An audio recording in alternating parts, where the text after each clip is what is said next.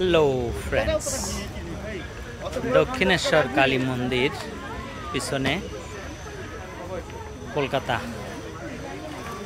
দক্ষিণেশ্বর কালী মন্দির, এই হচ্ছে কালীঘাট মন্দিরের। এটা পিছনে বালি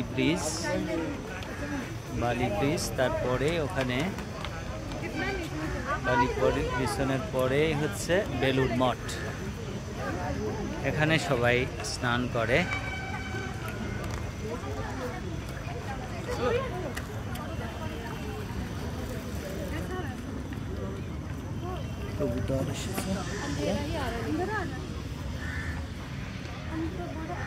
মানুষ এসে এখানে স্নান করে। কালী মন্দিরটা পিছনে, বাইরের পরিবেশ বেশ সুন্দর। এই হচ্ছে